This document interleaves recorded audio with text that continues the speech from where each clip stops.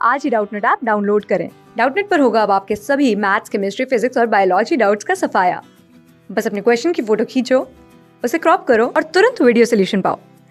Download now. So, question happens. Question consider spring area that exerts the following restoring force.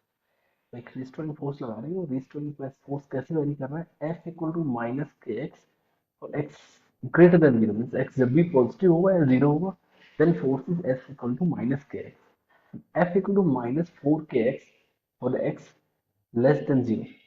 Okay, जब x negative है तब force अपना minus 4kx। The mass M on a frictionless surface is attached to the spring displaced to x equal to a by stretching the spring and released। इस question में क्या एक spring है, spring मान लो, या फिर ये चेक कर लेते हो स्प्रिंग के लिए केस क्या है। तो स्प्रिंग की अगर वो एसएचएम कर रहा है पार्टिकल, इसको अपन मेन पोजीशन यूज कर रहे हैं, ये मेन पोजीशन है और ये x इक्वल टू जीरो है, this mean position is x equal to zero. तो for x greater than and equal to zero इस साइड यहाँ पे स्प्रिंग कांस्टेंट है अपने पास k, spring constant is k on this side, but on this side spring constant is 4k।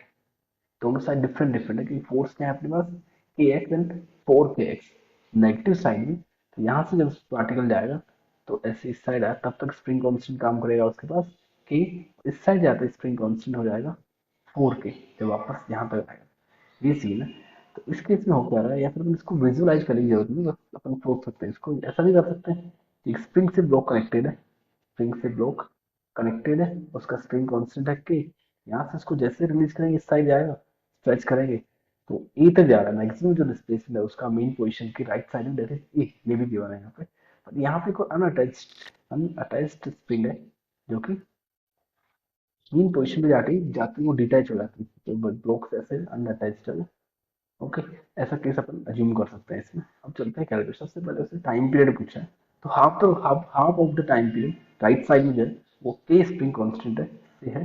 Time period क्या होगा, half time period is pi root of M by k, root of M by k, and half of the time period is due to spring constant 4k, m by 4k under root of 4 is 2, तो अपने पास time हो जाएगा pi root of M by के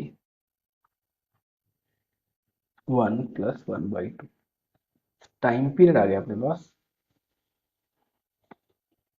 3/2 of pi root of M by k, this is time period. तो इसके according option 1 अपना correct होगा। 3/2 pi root of M by K is time period. Second option check करते हैं most negative value. तो इसमें अपन कर क्या सकते हैं, इसमें एनर्जी कंजर्वेशन लगा सकते हैं, एनर्जी कंजर्वेशन। तो उसको एक्सट्रीम पोजीशन पे रखेंगे अपन, एक्सट्रीम पोजीशन पे ए तक लेके जाएंगे तो उसकी वेलोसिटी जीरो होगी, kinetic energy zero, but potential energy of spring constant के इज हाफ के स्क्वायर। जो एक्सट्रीम लेफ्ट में जाएगा, कंप्रेशन जब एक्सट्रीम हो वहां भी काइनेटिक एनर्जी उसके पास जीरो होगी एंड पोटेंशियल एनर्जी होगी due to spring 4k, and इसका एम्पलीट्यूड अपन ले लेते हैं स्मॉल ए स्क्वायर। ओके, क्योंकि स्प्रिंग में पोटेंशियल एनर्जी होती है हाफ के एक्स स्क्वायर, यहाँ k and half is cancel, a square is 4 a square. यहाँ पे राइट जो मैक्सिमम कंप्रेशन आएगा इसमें आएगा ए बाई 2।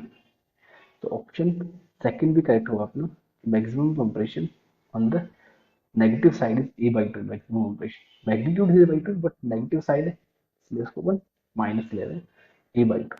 देन थर्ड ऑप्शन है अपने पास time taken to move from x equal to A to x equal to plus A by root 2। इससे पहले अपन फोर्थ ऑप्शन कर लेते हैं। फोर्थ ऑप्शन क्या है, टोटल एनर्जी ऑफ ऑसिलेशन।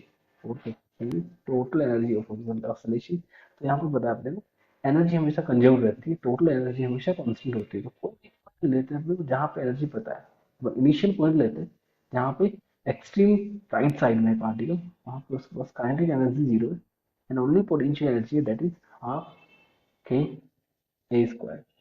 तो टोटल एनर्जी रहेगी और हमेशा पता है कि total energy mechanical energy by energy conservation constant रहेगी। तो एट एनी इंस्टेंट एनर्जी और टोटल एनर्जी हाफ के ए स्क्वायर, ये ही एनर्जी होगी।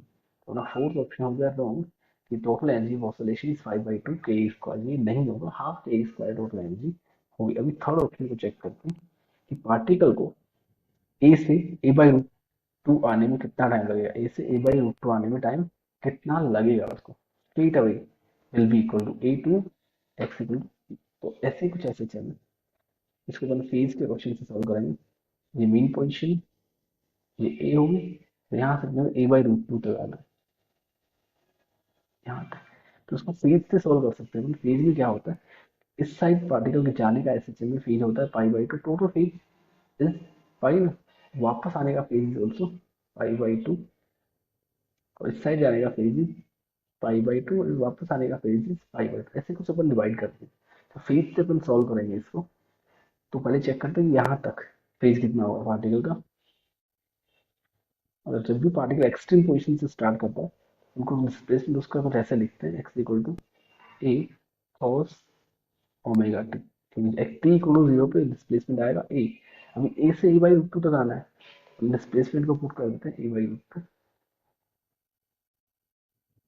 ए कॉस ओमेगा टी। तो cos omega T is one by root two, या इससे ओमेगा टी क्या आएगा आपके पास, ओमेगा टी आएगा इससे पाई बाई फोर, 45 डिग्री पे आएगा पाई बाई फोर। तो टाइम जो लगा उसको टाइम लगेगा पाई बाई फोर ओमेगा। और जब राइट साइड में एस एच एम कर रहा है एक्स ग्रेटर देन जीरो, तो ओमेगा कितना है उसका, ओमेगा एस एच एम के लिए होता है two pi root of t by m. So time उसको लगेगा time t equal to pi by four upon omega, this becomes m by k. कितना टाइम लगेगा उसको एक्सट्रीम ए से ए बाई रूट टू तक आने में। थर्ड ऑप्शन चेक करते हैं कि करेक्ट है कि नहीं। थर्ड ऑप्शन इज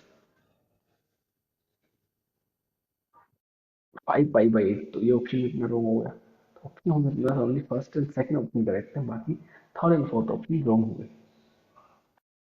क्लास 6 से 12 से लेके नीट IIT JEE मेंस और एडवांस के लेवल तक 10 मिलियन से ज़्यादा स्टूडेंट्स का भरोसा।